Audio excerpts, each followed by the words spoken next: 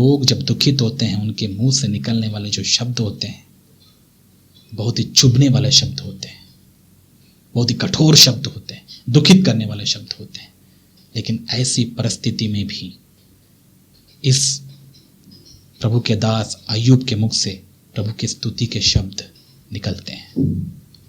ये है उदाहरण मेरे प्यारे भाई, ये है सच्ची मसीहियत। और बहुत सारे उदाहरण आप देखेंगे।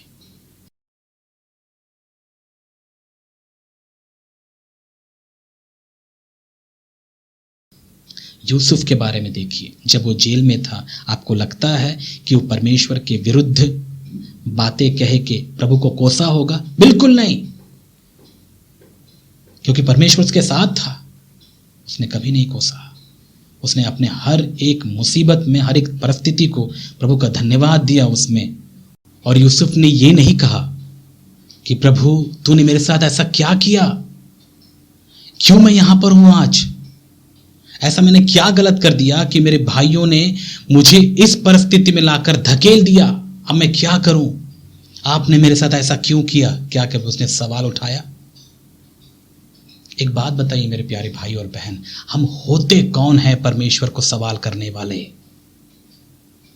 कई लोग बड़े चाव से, बड़े घमंड से परमेश्वर को सवाल करते हैं, प्रभु ऐसा क्यों? एक बात बताइए, आप कौन हैं? क्या हैं आप? हो कौन आप? क्या परमेश्वर को सवाल करो? एक मिट्टी का बर्तन कभी सवाल नहीं करता उस कुम्हार से, तूने मुझे ऐसा क्यों बनाया? सवाल नहीं करता। वे लोग सवाल करते हैं जो कभी उसको मालिक नहीं समझते हैं, जो खुद को कुछ तोप समझते हैं। वे ही होते हैं जो परमेश्वर के विरुद्ध में सवाल करते हैं। याद रखिएगा, सवाल करना हमारा काम नहीं है। अब आप इसका गलत मतलब निकाल सकते हैं, मैं समझ सकता हूँ। सवाल, मैं आपसे ये कहना चाहता हूँ कि जो सवाल आप उठाते हैं परमेश्वर के प्रति, आप अपने संदेहों को क्लियर करिए, वैसे सवाल आप पूछिए। लेकिन जिस मतलब से मैं आपको समझा रहा हूँ वो क्या है पता है? आप क्या कहना चाहते हैं? प्रभु ऐसा क्यों? ये घमंड से भरे हुए सवाल हैं और ऐसे सवाल अच्छे नहीं। समझ में आ रहा है? तो यूसुफ ने कभी भी परमेश्वर के विरुद्ध उसने बातें नहीं कही। ऐसे बहुत सारे उदाहरण हैं पुराने नियम में, जितने प्रभु के दास या प्रभु के लोग दुख में, तकलीफ में से होकर गए, वे कभी परमेश्वर के विरुद्ध में कभी कोई बात नहीं कही, कठोर शब्दों का इस्तेमाल नहीं किया। वे हमेशा इस बात से वाकिफ थे कि वो परमेश्वर है, मैं उसका सेवक हूं। नए नियम में भी आप कई उदाहरण पाते हैं। उदाहरण के तौर पर आप देखिए, पतरस और यूहन्ना को जब यीशु मसीह का नाम का प्रचार करने के लिए उन्हें दुखों का सामना करना पड़ा, जब उनको कोड़े खाने पड़े, तब उन्होंने क्या किया? वे खुशी से कोड़े खा ली, लेकिन परमेश्वर को, यीशु मसीह को बिल्कुल भी दोष नहीं लगाए और ना ही उनके विरुद्ध में उन्होंने बातें करके कही, आपने ऐसी परिस्थिति हमारे जीवन में क्यों आने दी? मैंने कई मसीहों को देखा है, बहुत सवाल करते हैं, प्रभु ऐसा क्यों किया मेरे साथ, ये क्यों किया? गलती तुम खुद करोगे और किसको बोलोगे? परमेश्वर को। ये बातें अविश्वासियों को शोभा देती हैं, विश्वासियों को नहीं। अविश्वासियों के जीवन में कभी आपने देखा? शराब पीने के बाद अच्छा से पूरा जीवन भर शराब पीता है बंदा, पूरा जीवन भर, और मरने की हालत में जब बेड में खड़ा, बेड में आके पड़ जाता है, तब मेरे साथ ऐसा क्यों किया तुमने? परमेश्वर ने किया, परमेश्वर ने किया। अकल का घास चरने गई थी जब जवान थे और जब तुमको पता था कि तुम जहर पी रहे हो, जहर पी रहे हो, उस समय कहां थे आप? क्या देखने गए थे भाई? अड्डाओं को खोज रहे थे, कहां पर मुझे शराब मिलेगा? उस समय अकल नहीं आया, उस समय दो शब्द नहीं निकले, प्रभु मुझे छुटकारा दे। घमंड से चूर थे आप उस समय, अपने आप को ही तुम खुदा समझ रहे थे, इसलिए कभी उसको पूछा नहीं, कभी आपने उस पर विश्वास ही नहीं किया। और आज जब बेड में आने के बाद में क्या कहते हैं, तूने ऐसा क्यों किया, सारा दोष उसके ऊपर जाके हमने फेंक दिया। और हम किसको दोषी ठहराते हैं? उसको। ये बातें अविश्वासियों में शोभा देती हैं। अविश्वासी ऐसा करते हैं, वे स्वभाव से ही ऐसे हैं। लेकिन हम जो मसीह हैं या फिर जो यीशु मसीह पर विश्वास कर लिए हम लोग, यदि हम भी ऐसे करने लगे तो बताइए आप में और उनमें क्या फर्क? कौन कहेगा आपको विश्वासी हैं आप? कौन कहेगा आप मसीही हैं? आप मसीही नहीं हैं, आप अविश्वासी हैं। अभी तक आपने प्रभु को जाना नहीं, इसलिए अविश्वासियों के मुख से ये बातें शोभा नहीं देती, आप कोस नहीं सकते उसको। यदि आपने गलती किया और आपकी गलती की सजा यहां पर भुगत रहे हैं आप, तो उसके लिए चुप रहिए आप, उसका दोषी वो नहीं है। अविश्वासी ना जाने कितनी कितनी बातों को लेकर उस परमेश्वर को दोष लगाते हैं। तूने ऐसा कर दिया, तूने यहाँ भूकंप लाया, तूने यहाँ वो कर दिया, इतने बाढ़े आ गए यहाँ पर, कितने फसलें बर्बाद हो गई। परमेश्वर ने किया। परमेश्वर समय से पहले कुछ नहीं करते हैं, वो वेट कर रहे हैं। अभी परमेश्वर नहीं किया कुछ भी, अभी परमेश्वर ने कुछ नहीं किया। परमेश्वर का करने का समय अभी आएगा, जब परमेश्वर सबका न्याय करेगा। तब तक परमेश्वर कुछ नहीं करता, वो वेट करता है कि लोग उस पर विश्वास करें। और ये सब कुछ कैसे हो रही है? मनुष्य अपनी गलती के द्वारा भुगत रहा है, जो वो कर रहा है उसी के द्वारा वो भुगत रहा है।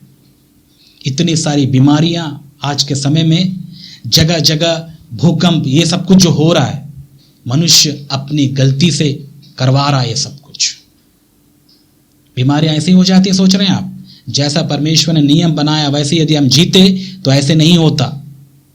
ये सब कुछ हमारी गलती की वजह से हो रहा है। हम अपनी गलतियों पे गलती करते जाते हैं और ये सब कुछ देखने को मिलता है। और बाद में हम किसको दोष लगा देते हैं? उस परमेश्वर को। याद रखिएगा मेरे प्यारे भाई और बहन, जो कुछ भी आज हमारे इर्द गिर्द हो रहा है, बहुत सारी बातें, इनमें परमेश्वर का कोई हाथ नहीं है। ये मनुष्य अपने आप को खुदा बनाकर खुदा के जैसे जीने की कोशिश कर रहा है और इस पूरे पृथ्वी को अपने कंट्रोल में करना चाहता है, सब कुछ चलाना चाहता है। इसलिए ये सब कुछ ड्रामे वो कर रहा है और जिसका परिणाम हम भुगतते हैं कई बार। ये बीमारियां, ये जल प्रलय, बहुत सारी जो चीज़ें हो रही हैं आसपास, बाढ़ आना, ये सब कुछ होना, बहुत कुछ मनुष्य अपनी गलती से कर रहा है। समझ में आ रहा है? और मनुष्य इतना ज़्यादा स्वार्थी और अपने शारीरिक सुख में वो जीवन जी रहा है, जिसकी वजह से ही हम इस पृथ्वी को नाश होते हुए देख रहे हैं। और इसका दोष किसको लगा देते हैं? अविश्वासी। बोलते हैं परमेश्वर ने किया, ठीक है, वो उनका हिसाब।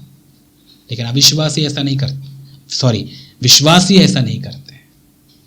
विश्वासी हर बातों के लिए परमेश्वर का धन्यवाद देते हैं, और जब उनकी गलती होती है तो उस गलती को मानते हैं और कहते हैं प्रभु मुझसे गलती हो गई, अब जो ये परिणाम मैं भुगत रहा हूँ प्रभु ये मेरी वजह से ही, मुझ पर दया कर, मुझे क्षमा कर और मुझे इसमें से निकलने की मेरी सहायता कर।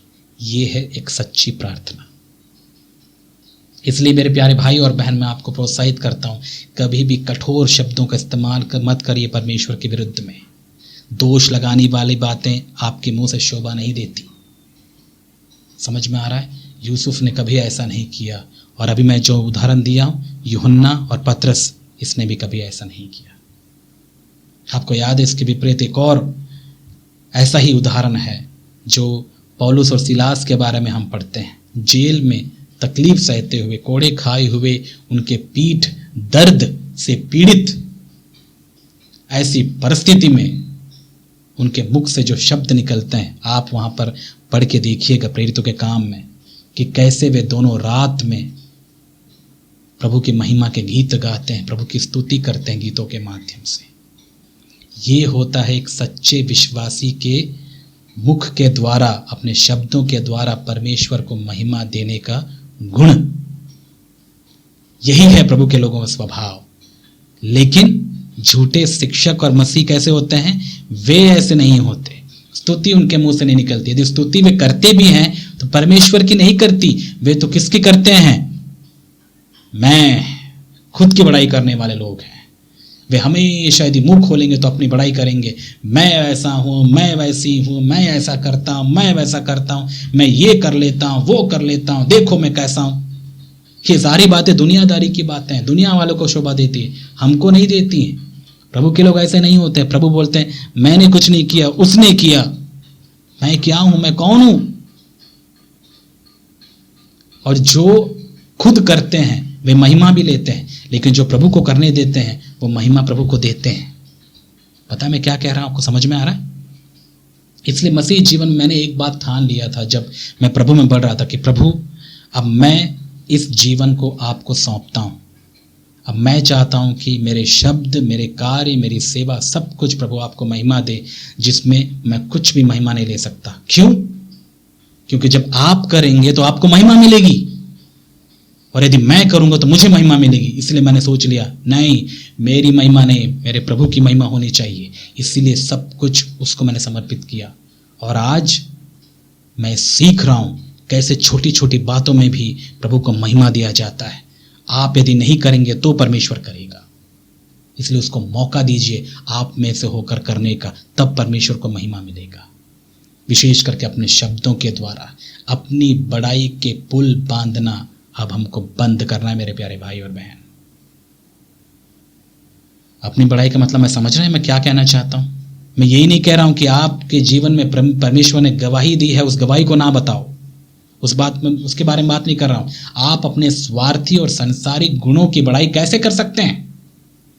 कई लोग होते हैं, जो मैंने जो पिछले संदेशों में भी कुछ बातें बताई हैं कि कई लोग होते हैं वे गुस्सा करेंगे, गुस्से से किसी को थप्पड़ मार देंगे और कहेंगे क्या, देखो मेरी हिम्मत देख रहे हैं आप? अरे हिम्मत में नहीं, वो हिम्मत नहीं है। शर्म से कहीं अपना मुंह छिपा लेना चाहिए आपको ऐसी बातें कहते हुए। वो गलत है। कैसे आपने घमंड किया? ऐसी बड़ाई की बातें कई लोग अपनी स्तुति, अपनी प्रशंसा करवाते हैं, करते भी हैं। आपने कभी देखा है? यदि आप भी करते हैं मेरे प्यारे भाई और बहन, सावधान हो जाइए, छुटकारा पाइए आप इन चीजों से भी। समझ में आ रहा है? तो ये जो झूठे शिक्षक और मसीही थे, कुछ ऐसा ही थे वे लोग। वे अपने शब्दों के द्वारा प्रभु की निंदा करते थे, वे अपने शब्दों के द्वारा परमेश्वर को महिमा नहीं देते थे, कठोर शब्दों का इस्तेमाल करते थे। और उन कठोर शब्दों को और भी यदि आपको अच्छे से समझना है, वो देखो उसके बाद इन पदों में वो समझाएगा। 16 पद में यदि आप देखेंगे उन बातों को वहाँ और भी अच्छे से समझाया यहूदा ने कि ये कठोर शब्द होते कैसे हैं। ये तो असंतुष्ट हैं, कुड़कुड़ाने वाले हैं और अपनी अभिलाषाओं के अनुसार चलने वाले हैं और अपने मुंह से घमंड की बातें बोलते हैं और वे लाभ के लिए मुंह देखी बड़ाई करते हैं। कुछ बातें बोलने के विषय में यहाँ पर हम पढ़ रहे हैं। बहुत कुछ बातें मैंने पहले ही आपको समझा दिया, लेकिन कुछ बातें हैं जो हम यहाँ पर पढ़ रहे हैं उन शब्दों के विषय में। पहला क्या? वो असंतुष्ट हैं। एक व्यक्ति जब असंतुष्ट होता है, मतलब वो संतुष्ट नहीं होता, खुश नहीं होता, तो उस समय वो जो शब्दों का इस्तेमाल करता है वो हमेशा किसके विरुद्ध में इस्तेमाल करता है? परमेश्वर के विरुद्ध में। जैसे कि मैंने कुछ उदाहरण आपको पहले ही दे दिए। असंतुष्टि से भरा हुआ हृदय हमेशा परमेश्वर को कोसता है, लेकिन प्रभु यीशु मसीह को जो प्यार करता है, जो उसको जानता है, वो असंतुष्ट नहीं जीता, वो संतुष्ट रहता है। और क्योंकि उसके मन में शांति होती है, संतुष्ट होता है, परमेश्वर की इच्छा में अपनी वो खुशी ढूंढता है, परमेश्वर की इच्छा में ही वो संतुष्ट होता है। और इसीलिए वो कभी भी अपने मुंह से कठोर शब्दों का इस्तेमाल नहीं करता परमेश्वर के विरुद्ध, वरन वो हमेशा यही चाहता है कि परमेश्वर की बड़ाई हो। और उन कष्टों में भी जब उसको पता है कि उससे ही झुकना है, उस परिस्थिति में भी वो प्रभु को महिमा देता है। याद रखिएगा, यीशु मसीह को जानने के बाद कोई व्यक्ति असंतुष्टि से जीवन नहीं बिताता और नहीं बिता सकता। और यदि कोई ऐसा है, सीधी बात, उसने प्रभु को नहीं जाना, नहीं जाना उसने प्रभु को, इसलिए वो असंतुष्ट है। ऐसे असंतुष्ट आत्माएं, कलीसिया में थोड़ा आंख खोलकर आप देखिए, हर एक व्यक्ति के बगल में आपको मिलेंगे, असंतुष्ट होते हैं, संतुष्टि इनके मन में नहीं होती, इसलिए वे लोग पागल से होते हैं, इस संसार में असंतुष्टि या शांति को खोजते रहते हैं। पता नहीं मैं क्या कहूं इनके बारे में, क्योंकि जब मैंने प्रभु यीशु मसीह पर विश्वास किया, पता नहीं तब से लेकर आज तक मेरा मन संसार में रहते हुए कई बार खिंचता है। ये मैंने अनुभव किया है। कई बार एक ऐसा मैग्नेटिक पावर जैसा एक शक्ति जो है आपको इस संसार के प्रति खींचती है, लेकिन मैंने हमेशा इस बात को गौर किया है कि वो जो संतुष्टि है वो मुझे प्रभु में ही मिलता है। थोड़े समय के लिए आप बहक तो जाएंगे, लेकिन आपको पता है वहां पर आपका मन अनकंफर्टेबल हो जाता है, एकदम अजीब सा आपको फील होता है। मैंने कई बार ऐसा अनुभव किया है, लेकिन जब फिर मैं वापस प्रभु में अपने आप को रखता हूं और देखता हूं और प्रभु में संतुष्टि को पाने की कोशिश करता हूं, तब मैं समझ में आता है कि असली संतुष्टि तो प्रभु में है। इस संतुष्टि को अनुभव करने वाला संसार में संतुष्टि को नहीं खोजता। ये संसार वाले जो हैं शांति के लिए, उस संतुष्टि के लिए, सेटिस्फैक्शन के लिए पता है क्या क्या नहीं करते, क्या क्या नहीं कर रहे हैं। क्यों कर रहे हैं? क्योंकि उनको संतुष्टि में हुई नहीं है। इसीलिए वे लोग धन के पीछे, अपने स्वार्थ के पीछे, कभी ये पाप करना, वो पाप करना, ये सब गंदगी करते हुए अपने आप को इन सारी बातों से भरते हुए उनको लगता है कि वे लोग संतुष्ट हो जाएंगे, लेकिन कभी उनका मन संतुष्ट नहीं होता। इसलिए वे लोग कुड़कुड़ाते हैं। फिर अविश्वासियों का जीवन ऐसा ही है मेरे प्यारे भाई और बहन। लेकिन धन्यवाद हो प्रभु का कि हमने जो यीशु मसीह पर विश्वास किया, अब हम असंतुष्टि से अपना जीवन नहीं बिता रहे हैं। यदि आप में से कोई बिता रहा है तो चेक करिए, आपने प्रभु पर विश्वास नहीं किया। फिर आप केवल यीशु मसीह का नाम ले रहे होंगे, लेकिन आपने यीशु मसीह पर विश्वास करके वो नया जन्म प्राप्त नहीं किया, ना ही यीशु मसीह को अनुभव किया। इसलिए आप अभी भी असंतुष्ट हैं। सैटिस्फैक्शन प्रभु देता है। ऐसे कई चर्चेस में भी और प्रभु के लोगों में भी यदि आप बाइबल पढ़ते हैं, ऐसे असंतुष्ट लोग आप बहुतेरे पाएंगे। आप, मैंने कुछ उदाहरण पहले भी आपको बताए, बिलाम के बारे में जो असंतुष्ट था, जितना प्रभु ने दिया खुश नहीं था, इसलिए और पाना चाहता था और अंततः वो मारा गया। कोरा के बारे में मैंने बताया, असंतुष्ट था, उसको किसका क्या चाहिए था, लीडरशिप चाहिए था, वो भी कुछ चाहता था, अपनी स्वार्थी इच्छाएं पूरी करना चाहता था, नहीं हो पाया। असंतुष्टि का जीवन। कई लोग आज कलीसियाओं में भी असंतुष्टि का जीवन बिताते हैं, क्योंकि जो वो चाहते हैं वैसा उनके साथ नहीं होता। मैंने कई बार देखा हमारी कलीसिया में भी, जैसे बहुत से लोग वचन सुनने आते हैं, कई लोग संतुष्ट नहीं होते हैं। क्यों? वो जो चाहते हैं वो नहीं मिला उन्हें। और कई लोग ऐसे वचनों को सुनते भी नहीं है। पता है क्यों? क्योंकि वो क्या सुनना चाहते हैं, उनको वैसा वचन सुनना है जो उनके बस कानों में ऐसा लगे कि ईयरबड्स लेके घुमा दो, बहुत ही आराम आता है। ऐसे वचन सुनना चाहते हैं और उसी में ही वे संतुष्ट हो जाते हैं।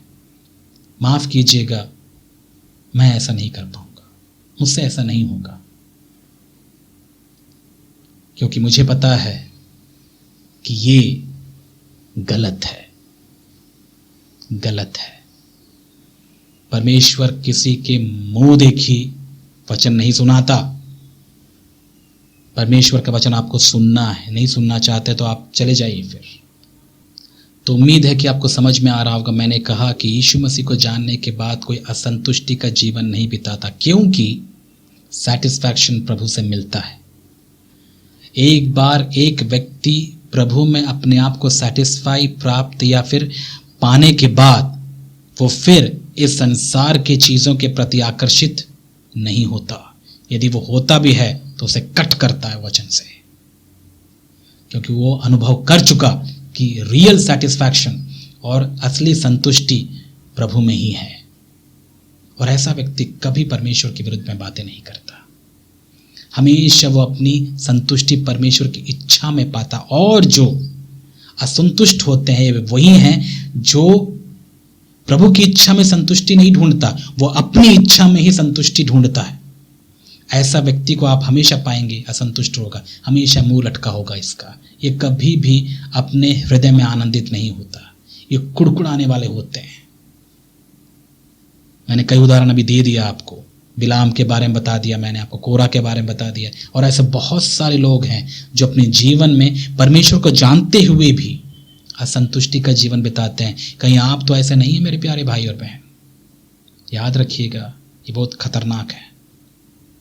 और उसके बाद जो शब्द निकलेंगे कैसे निकल सकते हैं, असंतुष्टि से भरे हुए शब्द बहुत ही खतरनाक होते हैं, ये चुभते हैं परमेश्वर को। यही है वो कठोर बातें जो यहूदा उनको समझाने की कोशिश कर रहा है, और ये झूठे शिक्षक और मसीहों में ये बातें आप देखेंगे। और ऐसे लोगों से सावधान रहना जो अपने शब्दों का बहुत गंदे तरीके से इस्तेमाल करते हैं, हमेशा परमेश्वर के विरुद्ध बातें करते रहते हैं, हमेशा कभी सेटिस्फाई नहीं लिखते हैं लोग, हमेशा असंतुष्टि की बातें करते हैं लोग।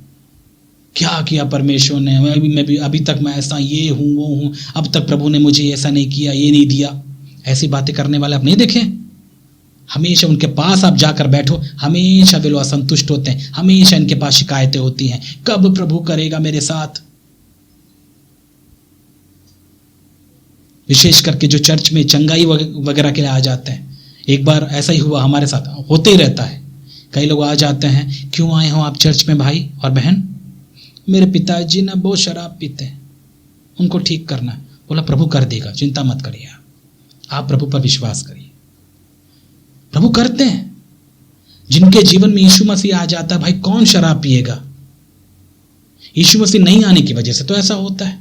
यीशु मसीह पर विश्वास करने के बाद कोई व्यक्ति फिर शराब क्यों पिएगा? तो पहले हमेशा मैं उनको समझाता हूँ, यीशु मसीह पर विश्वास करना सीखिए। आप यीशु मसीह पर विश्वास करिए, उस व्यक्ति को ही बोली करने के लिए प्रभु छुटकारा देगा। लेकिन वे लोग नहीं करते हैं। पता है क्यों? क्योंकि वे लोग बस इतना ही चाहते हैं शराब छूट जाए, लेकिन हम जैसा जी रहे थे वैसा ही हमें जीना है, उसको डिस्टर्ब मत करो भाई आप। और प्रभु सीधा वहीं पे हाथ लगाता है, जैसा जी रहे हो वैसा नहीं जियो, मैं जैसा बताता हूं वैसा जियोगे तो संतुष्ट होगे, तो छुटकारा प्राप्त करोगे, ये प्रभु कहता है।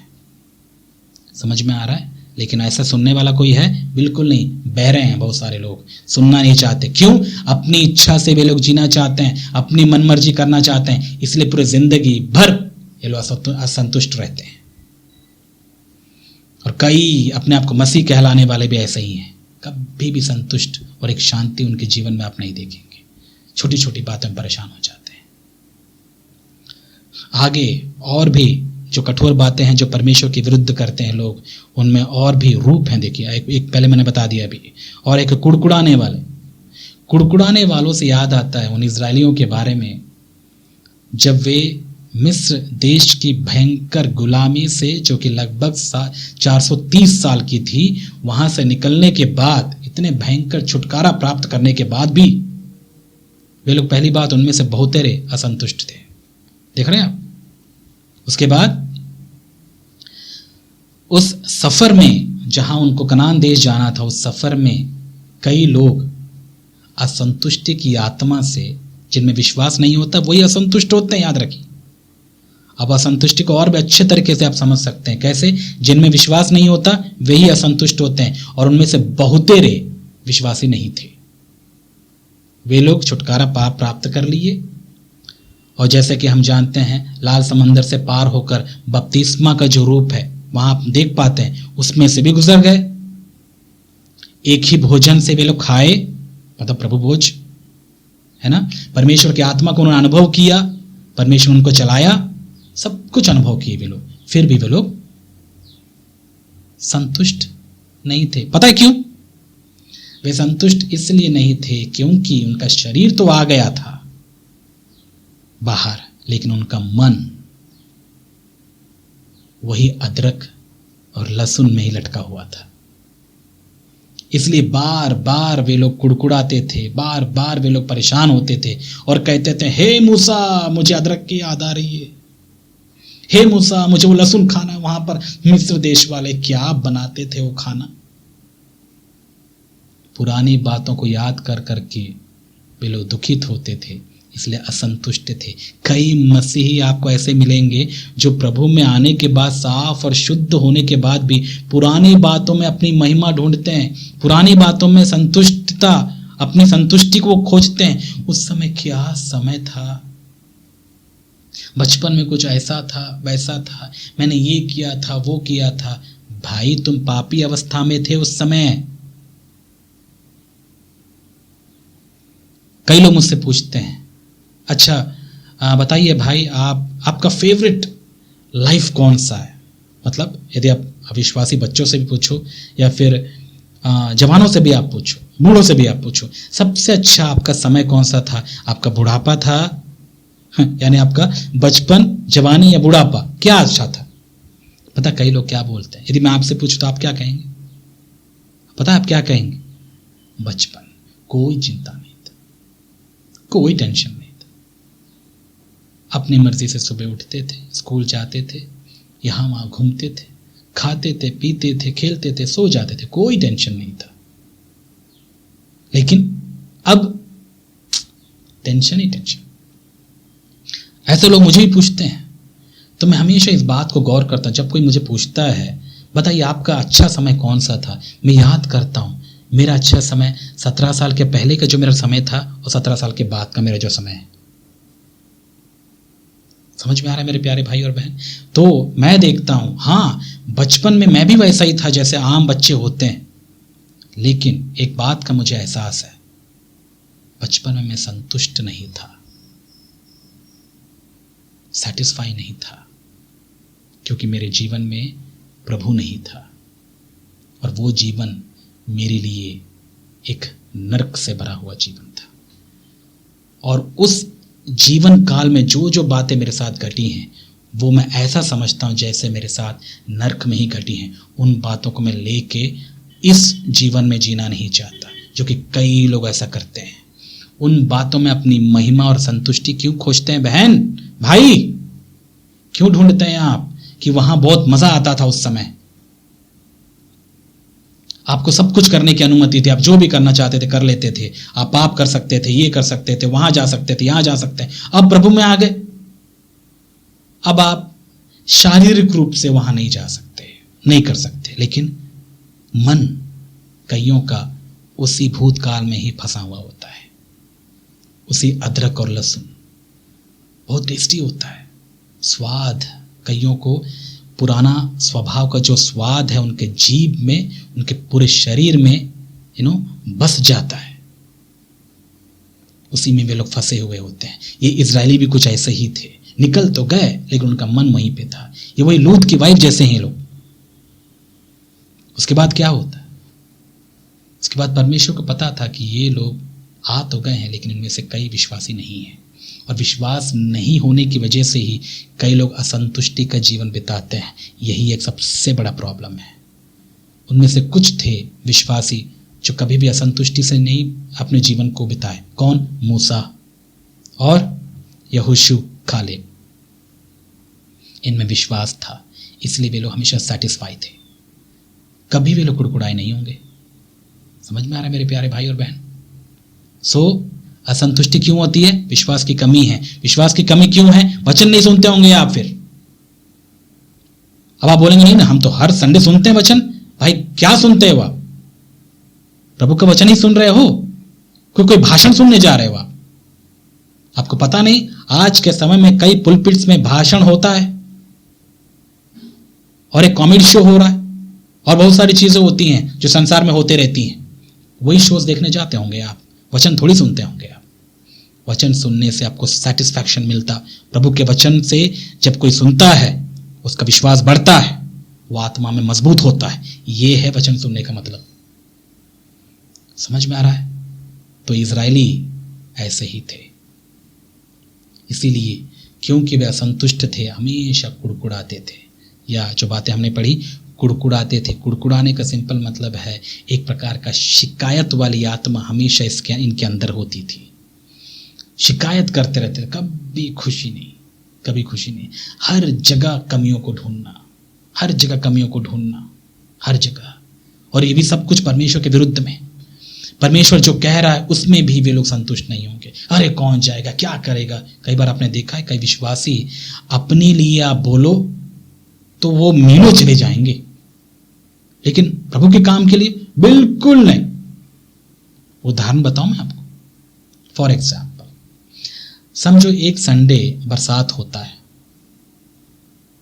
पिछले ऐसा कुछ दिनों पहले ऐसा हुआ भी, आपको याद होगा जब कुछ दिन पहले यहाँ पर नव चंडीगढ़ में बहुत वर्षा हुई, कम से कम लगातार 3 दिन, और वो संडे के दिन में था एक, और उस दिन प्रार्थना थी संडे, और उस दिन यहाँ प्रार्थना नहीं हुआ, उस दिन एक विश्वासी के घर में प्रार्थना था और हमें भी जाना था। सुबह से बारिश, कम से कम 2-3 दिन से लगातार बारिश हो रही थी, तो हमने सोचा जाएं कि ना जाएं। लेकिन मैंने बच्चों को देखा, बच्चों से पूछा जाएं डैडी? जाएंगे। वो हमारे पास आते हैं, हमको इस बारिश से किया, हमको चर्च जाना है, और कौन सा बहुत बड़ा दूर है, पास ही तो है, चलते हैं। तो उस दिन हम पूरे परिवार, बच्चे भीगते भीगते हम गए वहाँ जाके कपड़े बदल ली, वहाँ पर जो प्रार्थना करवाना था हमने कर लिया। प्रार्थना, ये उदाहरण मैंने क्यों दिया, वो इसलिए क्योंकि मैंने कई बार यहाँ पर आने वाले विश्वासियों को मैंने एक बात बताया है। पता क्या बताया? कि आप किसको प्राथमिकता देते हैं? बताइए, यदि कोई बरसात होता है या कड़ी धूप होती है या कोई दिक्कत होता है, क्या हम ऑफिस छोड़ते हैं? ऑफिस नहीं छोड़ते। क्या हम अपना काम छोड़ देते हैं? बिल्कुल नहीं। चर्च, कोई बात नहीं, आज छुट्टी करते हैं। कई मसीहों को मैंने देखा प्रभु के लिए बिल्कुल आगे नहीं आते हैं, और खुद का काम हो तो भाई ये लोग तो फिर सुरंग बना के भी आ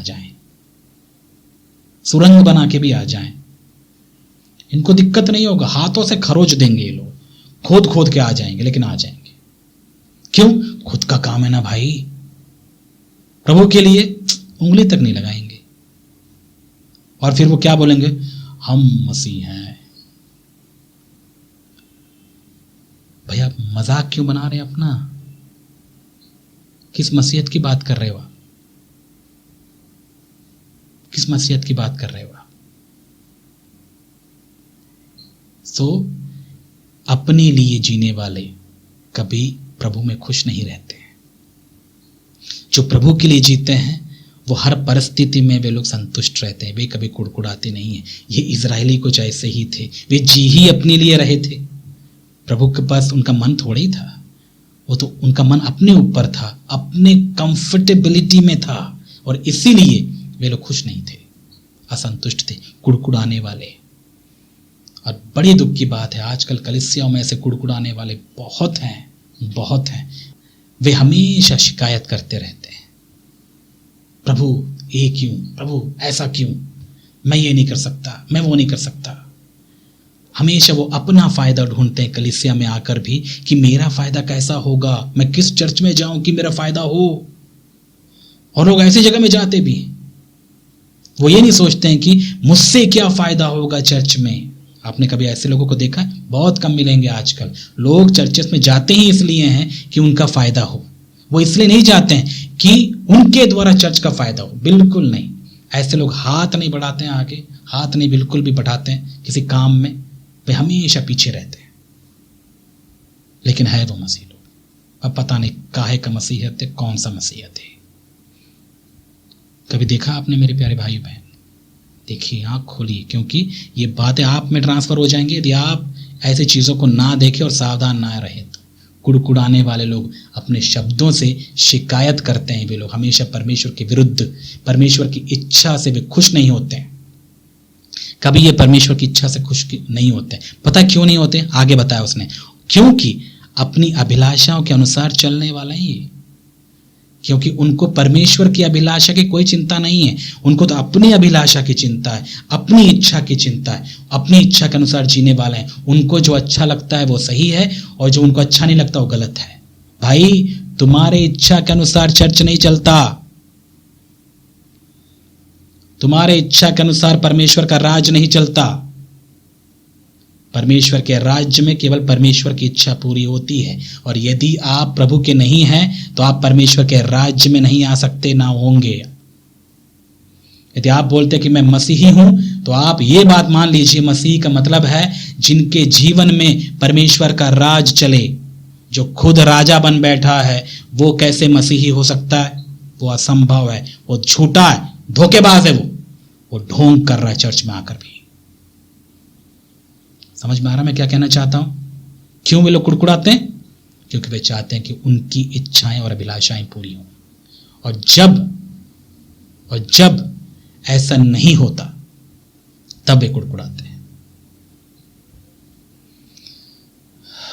क्या बताएं भाई मेरे बहन, क्या बताएं आप, ऐसे लोग बहुत हैं चर्च में। इसीलिए तो कई जो सच्चे मसीही हैं वे लोग भी बड़े ही परेशान आजकल कलीसिया में दिखने को मिलेगा, बहुत दुखी रहते हैं।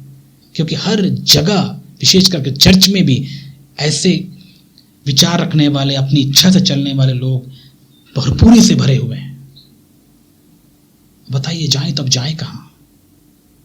आपको नहीं लगता कठिन समय है? यही तो पौलुस बता रहे थे कि अंत के दिनों में ऐसे कठिन समय आएंगे जब सच्चे लोगों का जीना बहुत ही मुश्किल हो जाएगा। इसलिए मेरे प्यारे भाई और बहन जो प्रभु के शिष्य हैं, जो प्रभु से प्रेम रखते हैं, मैं आपको कहना चाहता हूं, आप मजबूत हो जाइए। ऐसे लोगों को देखकर घबराइए मत, वरन प्रभु में और भी मजबूत हो जाइए। ऐसे चीजों को देखने के बाद डिसीजन लीजिए, ठान लीजिए, मैं ऐसा नहीं करने वाला, मैं नहीं कुड़कुड़ाऊंगा, हर बातों में प्रभु को मैं धन्यवाद दूंगा। ऐसी हिम्मत रखने वाले बनिए और ऐसा ही आप प्रोत्साहन दीजिए अपने भाई और बहन को भी। समझ में आ रहा है? और कुछ बातें हैं, और देखिए वो क्या कहते हैं, और अपने मुंह से घमंड की बातें बोलते हैं। हाँ, करेंगे ही। क्यों? जो अपने अभिलाषा के अनुसार जीता है वो किसकी बड़ाई करेगा? खुद की बड़ाई करेगा। घमंड की बातें मैंने पहले आपको बताई हैं। वे लोग अपनी बड़ाई करते हैं, प्रभु की बड़ाई नहीं करते हैं, प्रभु की स्तुति नहीं करते हैं। वे चाहते ही यही है कि उनकी बड़ाई हो। ऐसे लोग कलीसियाओं में बहुतेरे हैं मेरे प्यारे भाई और बहन। आप देखेंगे कलीसियाओं में जब किसी एक विश्वासी की बड़ाई ना हो, उसकी प्रशंसा ना हो, दुखी हो जाते हैं। उनको कुछ कह दो, दुखी हो जाते हैं। उनको थोड़ा करेक्ट करो, दुखी हो जाते हैं। आज के समय में किसी को करेक्ट करना क्या इतना आसान है? आपको लगता है? बिल्कुल नहीं। इसीलिए तो आजकल हमको ऐसे सच या कठोर बातों से प्रचार करने वाले सेवक आपको नहीं दिखने को मिलेंगे, क्योंकि उनको पता है भाई कोई नहीं सुनता। आज के समय में कोई नहीं सुनता। वे भूल जाते हैं कोई सुने या ना सुने, आपकी जिम्मेदारी है सच बताना। मैं जानता हूं भले मेरा भी कोई ना सुने, मुझे इससे कोई फर्क नहीं पड़ता, क्योंकि मेरा रिवॉर्ड, मेरा प्रतिफल ये लोग नहीं देंगे जो सुन रहे हैं। मेरा प्रतिफल मुझे परमेश्वर देगा कि मैंने कैसे उसकी सेवा की है, कैसे उसके वचन को सुनाया है। समझ में आ रहा है मेरे प्यारे भाई और बहन? तो प्रभु के सच्चे लोग कभी भी अपने ऊपर घमंड करते हुए बातें नहीं कहते हैं, वरन वे घमंड करते हैं प्रभु पर। और ये बातें बाइबल हमको सिखाता है। यदि घमंड करना चाहते हो आप, प्रभु पर घमंड करो, खुद पर नहीं। लेकिन ये जो झूठे शिक्षक हैं, झूठे मसीह हैं, वे लोग अपनी बड़ाई करते हैं, अपने ही पीपड़ी बजाते हैं। वे चाहते कि उनकी प्रशंसा हो। कलीसिया में जब इनको हम उठाते हैं तो बहुत खुश हो जाते हैं, और बीच में कुछ बोल दो दुखी हो जाते हैं। याद रखिएगा, यदि आप प्रभु में सिद्ध हो रहे हैं तो आपको किसी के प्रशंसा से और किसी की आलोचना से कोई फर्क नहीं पड़ता। मैंने अब तक प्रभु में ये सीखा है बात। कई बार कई बातों के लिए लोग मेरी प्रशंसा करते हैं, कई बार कई बातों के लोग मेरी आलोचना भी करते हैं। तो मैंने प्रभु से यही दुआ किया, और मैं ये सीखना चाहता था और सीख रहा हूं अभी भी, कि प्रभु मुझे इनकी आलोचना से, इनकी प्रशंसा से कोई लेना देना नहीं है। मैं इनके ऊपर निर्भर नहीं करता हूं। मेरी प्रशंसा और आलोचना आपके अनुसार निर्धारित होना चाहिए। परमेश्वर, आपकी बातें मेरे लिए ज्यादा इंपॉर्टेंट है। आप जो कहेंगे वो सच है। इनके क्या है परमेश्वर, ये आज हैं कल चले जाएंगे। आप लोगों की बातों पर कितना ज्यादा फोकस करते हैं बताइए।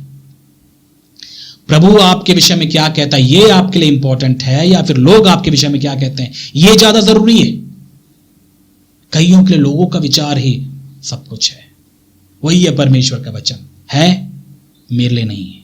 आपके लिए होगा तो होगा, मेरे लिए परमेश्वर का वचन इंपॉर्टेंट है। लोगों का मुझे क्या करना? लोग अपनी पीपड़ियां बजाते ही रहते हैं, घमंड की बातें कहते रहते हैं, मुझे इनसे कोई मतलब नहीं।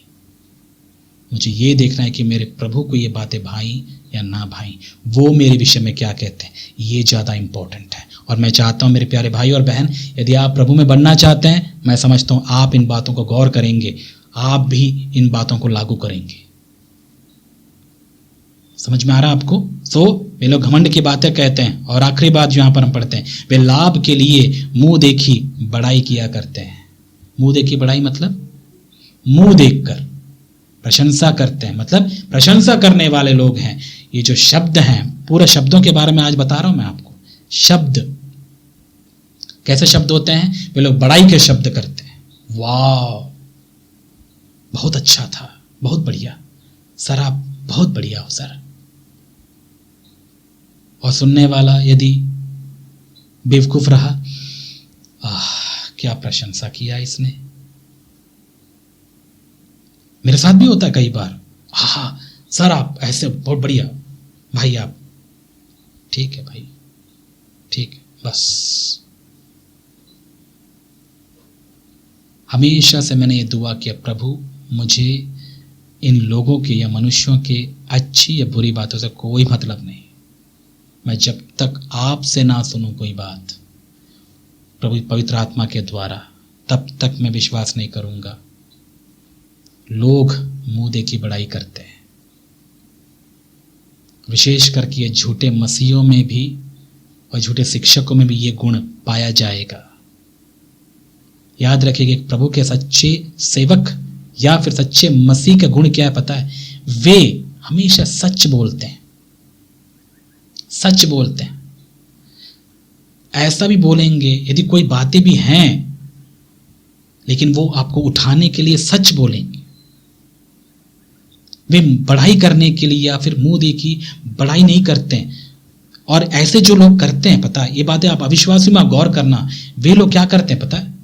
वे लोग हमेशा मुंह देखी बढ़ाई करते हैं, मतलब मुंह के सामने बहुत बढ़ाई करेंगे। क्यों? उनको कुछ फायदा है, अपने फायदा ढूंढने के लिए उनको फायदा होता है। उनको एक बात बोलो, भाई मेरे पैर दबा दे, वो भी कर देंगे। वो मुझे दूध से नहला दो, वो भी कर देंगे। वो मतलब अपना फायदा ढूंढने के लिए लोग कोई भी चट्टान या कोई भी एवरेस्ट चढ़ जाएंगे। मैंने पहले भी आपको कहा है, अपना फायदा ढूंढने वाले लोग कुछ भी कर सकते हैं लोग। लेकिन प्रभु के लोग कैसे होते हैं? उनको किसी के बड़ाई ऐसे नहीं करना होता। वो हमेशा इसकी बड़ाई करते हैं जहां पर वो प्रभु के गुणों को देखते हैं। मैं हमेशा किसी की बड़ाई नहीं करता, पता है। मैं देखता हूं जहां मुझे प्रभु के गुण दिखे, वहां पर मैं जाकर कहता हूं, गुड, प्रभु आपको आशीष दे। संसारिक और संसारिकता को मैं कभी बढ़ावा नहीं देना चाहता, ना ही मैं उसकी बड़ाई करता हूं। और मैं चाहता हूं मेरे प्यारे भाई और बहन, आपको भी प्रभु में बढ़ना है। और ऐसे लोगों से सावधान रहिए जो अपने फायदे के लिए दूसरों की बड़ाई करते हैं, अपने इन शब्दों का, जिसको हम बोलते हैं फ्लैटरी, है ना, चापलूसी जैसा।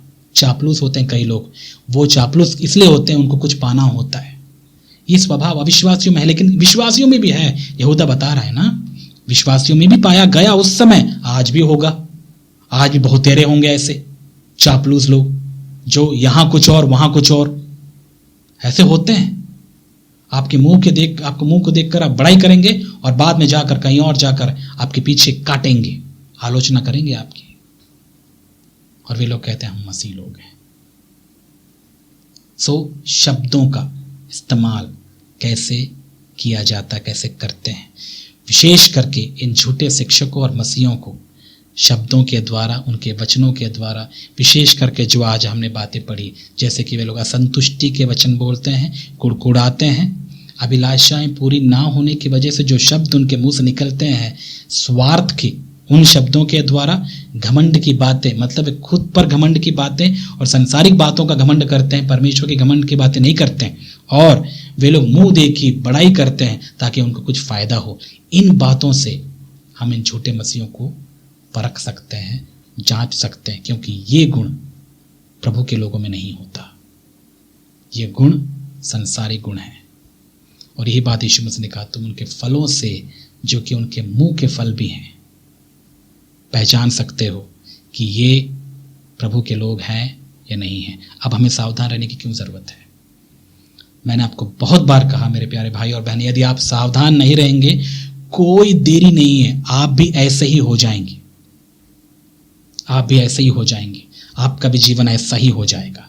इसीलिए कृपया प्रभु को ध्यान में रख के आप सावधान रहिए और प्रभु में बढ़िए। जब भी ऐसी चीज़ें आप देखें डट जाइए और उनके विरुद्ध आप खड़े रहिए और आप ये बोले मैं जब प्रभु को फॉलो करना है, इनको नहीं। उम्मीद है कि आपको ये बातें समझ में आई हैं और मैं यही प्रार्थना करता हूँ कि प्रभु आपको इन बातों की गहराई को समझने में सहायता करे और लगातार आप उसके प्रेम और उसके स्वभाव में बढ़ते जाएं। प्रभु आपको आशीष दे। आमीन।